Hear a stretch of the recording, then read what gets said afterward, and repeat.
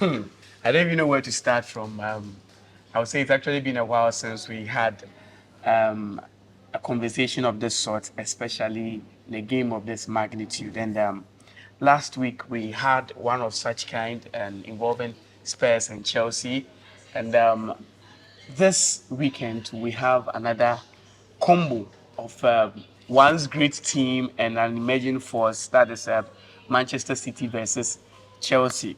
Now this game has a whole lot of talking point, but before we delve into the game, I want us to talk about there were a lot of things that happened over the weekend, and they all are summed in one topic, that is the conduct or the performance of referees.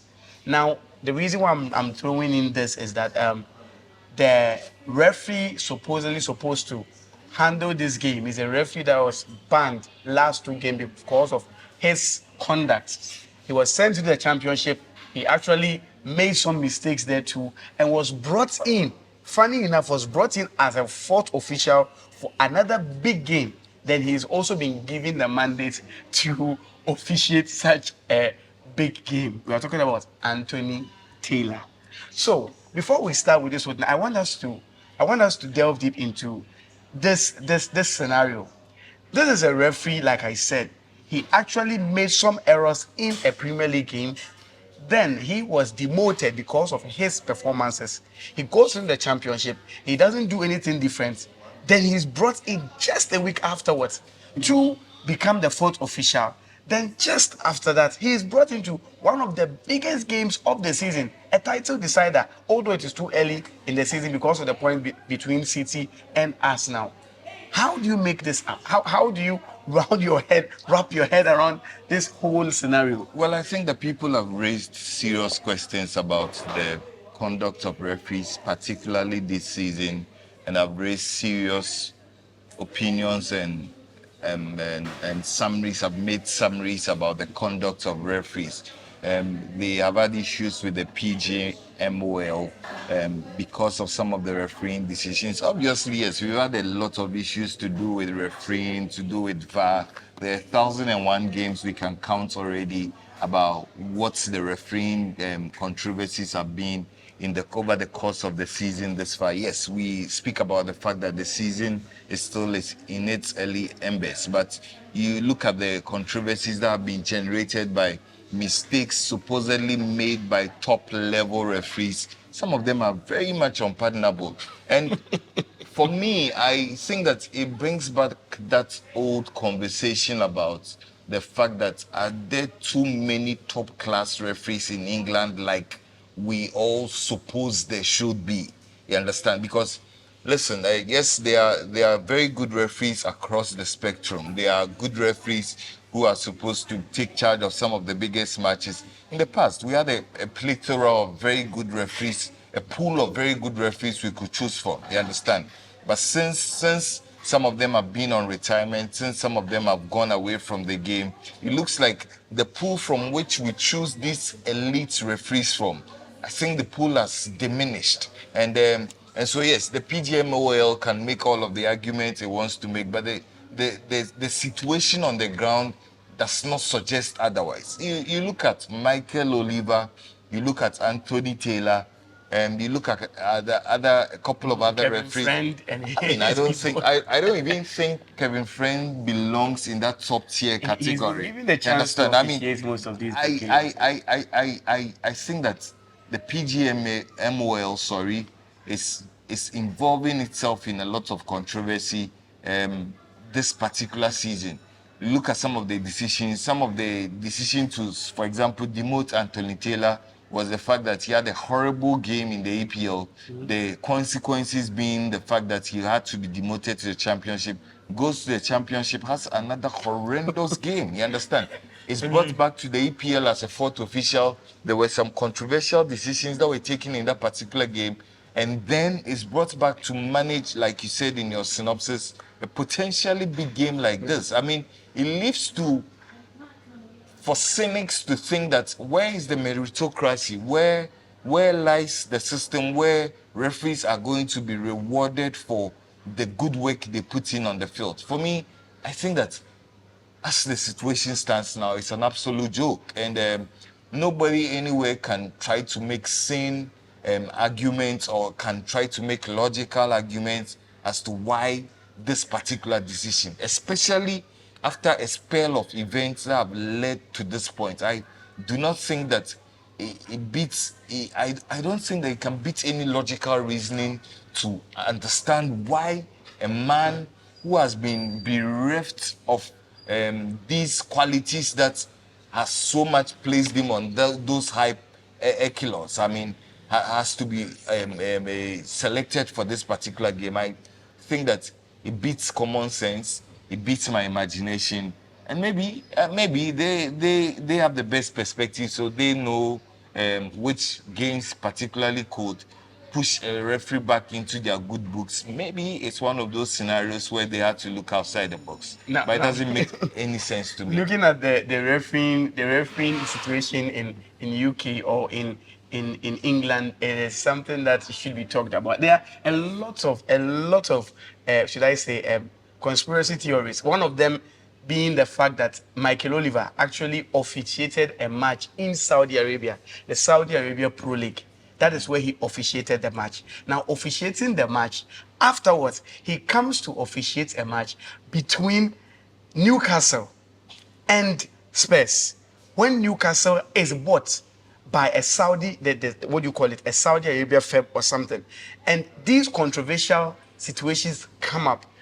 Not just that, you also talk about City and Arsenal, where City and Arsenal are neck and neck for a league title, or Arsenal and another team. You know that Arsenal is competing with City, or even last season when there was the match between City and another team. Then the referee who actually went to also officiate a match in UAE is the same referee that is officiating a match against a potential contender against Manchester City. So you try to put you put the titles there and you cross the T's and you are like, people would be able to just try to make this, okay, is it that it is a scripted league? Because a lot of people have been saying that, okay, it's a scripted league because of the fact that, okay, the referee that of it. And I'm always like, why do you take gigs elsewhere when your own gigs internally are even in shambles? Because I was very surprised that last season they were able to take the gigs outside to try and go and officiate matches in Saudi Arabia, when even when we wanted referees in 2018 World Cup, we couldn't get a single one from England. And that is something that is an eyesore. I am yesterday listening to the backdoor or the VAR audio of what ensued. The last portion of the VAR, which was so funny. Just when they were told, okay, it was okay, then one person just notified them at the back that we didn't check the handball. You were like, no, not again. It was like, can we go back? No. Game has restarted. And we're like, seriously? 89 cameras on the pitch, and they couldn't even get one which was accurate. And you realize that, just like we discussed the other time, the person with the loudest voice actually is the one whose voice is heard. And the issues on the ground itself, it's more or less like whatever we spoke about VAR is the same thing that has been rebounding. So with the refereeing decisions, I wouldn't be very surprised when at the end of this match we will come back and the topic for discussion is not going to be Nicholas Jackson missing a sitter, or maybe the Raheem Sterling just wasting chances, being profligate. We will be talking about referee here because it means something that is too inconsistent. Because like every week, when it was Klopp, Arteta was laughing. When he got to Arteta, Postecoglou was more like, okay. When it got to him, now even the journalists themselves, I don't know if they are paid PAs for the referee. So the whole thing is actually I'm just praying that it is not something that is going to overshot, because the whole thing is like for the past few years, because of the Gulf region, their influence, it is affecting City, because City has been one of the teams that has been favored most. But enough of this referee shenanigans. Let's move on to the game itself. You were just telling me something before we started that the past 5 games, yeah, Chelsea has not scored a single goal. No, they've not won a single match. No, I don't remember the last time I heard a stat of that that pedigree, because it's funny that a team of a caliber No, Chelsea. let's not get there. Chelsea do Okay. not have a team. You know, we've spoken at length about Chelsea and their purchases. They bought some nonsense players, nonsense purchases. They've done You watch them against nonsense Spurs. recruitment. I think that this Chelsea project is just moving about in wild circles. It's not going anywhere because listen, I look at the prospect. Yes, there could be some few young players who could Modric. eventually. Modric is not somebody I want us to waste a I lot of watched them time. against Spurs and I was sad. I don't want us to waste a lot of precious time on this show talking about non-entities. Respectfully, I look at this Chelsea project. I look at where they want to go. I look at the materials they do have. I look at the prospects that are coming through the rank, and then I look at them coming up against a particular fortitude in City. The point is that there have been better teams which have played against Chelsea against City in this span in the last 5 games, like we've talked about. There have been better Chelsea teams. They have had better players who have come up against City in that particular span. But I look at this Chelsea project, and yes, I mean, forgive me, but they won 4-1 against Tottenham Hotspur. Yet there were no indicators, there were no pointers. You cannot beat any could top see it team. in the face of You cannot Pochettino. beat any top team with Raheem Sterling, Nicholas Jackson. We've said a lot of things about Nicholas Jackson, but I think that yes, the season might be too young, but I look at this He Chelsea scored a team. hat-trick I against look at the Spurs. recruitment they make. I look at Enzo. I look at Caicedo. I look at Nicholas Jackson. I look at Modric. I look at Raheem Sterling. I look at all of them. Lavia has still not I played. mean, He's not kicked the ball. I struggle to see that bedrock which could be the basis on which this Chelsea team could develop to the levels that the ownership and the people who matter think it ought to be. I I I I think that however you want to play this out, I do not see how Chelsea are going to score goals against the City team. City are slowly but surely moving back into their mojo, and the re-emergence of Rodri, it gives them a lot of balance in the midfield, and also provides a lot of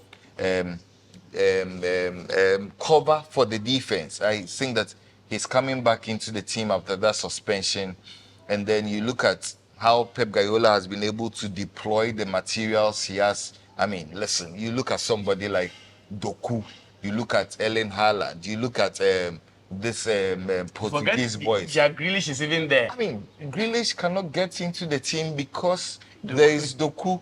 And you know, the one thing that Pep Guardiola has managed to do Bruyne is so still on well. the sideline. Yes, one thing that Pep Guardiola has managed to do so well is to promote meritocracy. You do not just walk into that team. You walk into that team because you deserve a spot on that team. Now you look at Bernardo Silva.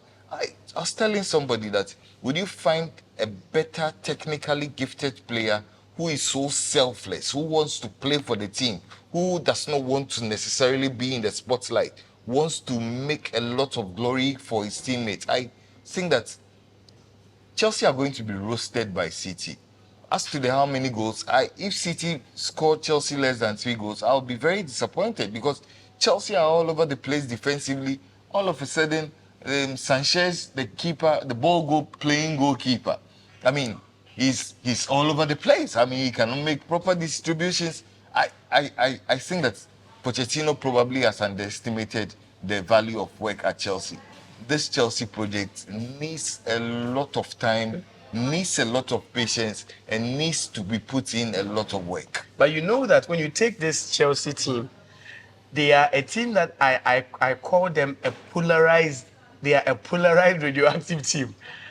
When you want them to show up, they don't show up. But when they meet the big guns, What are you saying? they have now. What are you saying? Now the first one. Are you saying they are going to go out there and I'm not saying that. First game of the season against Liverpool? Nobody expected Chelsea to do what they did. Oh, they did what they did against Liverpool because those two teams are still in their So formation. that was Liverpool. So Yeah. we thought, one can be just a chance. They missed Spurs. let's even start. Let's go to us. They meet us now. What happens?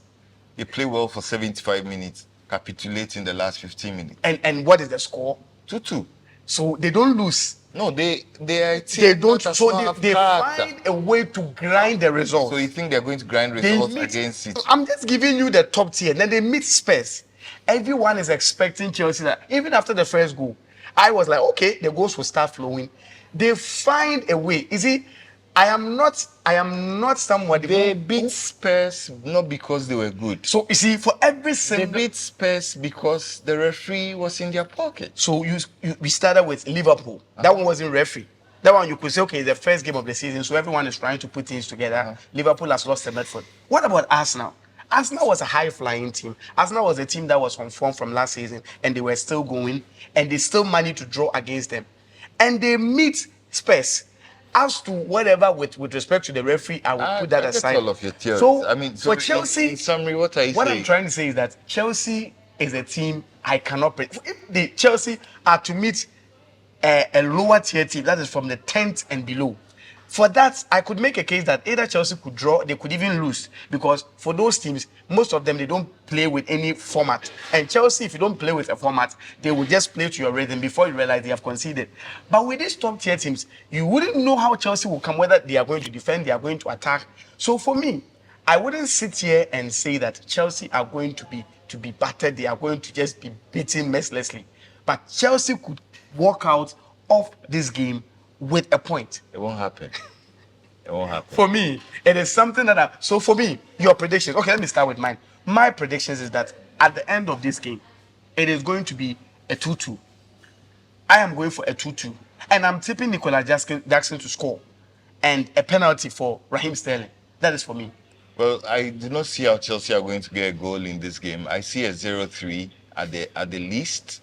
It could be more. I do not see how Chelsea are going to score a goal in this game based on the trend analysis that we've seen. They're a team that struggles to score a lot of goals. And so I am predicting a 0-3 at the least. I mean, if you're watching at home, if you are you have tuned in to Sports 101, as always, we are shooting live from the Shocks app in the Takrady Mall. You can come here for all your foods and all your drinks and all of the things that matter when it comes play to games, snooker, everything is PS4. here. And have then everything. if you're watching the video, keep commenting, keep sharing. You need the likes. Then keep liking. I mean, we can And subscribe to the channel too. we expect a lot more of your comments in the comment section.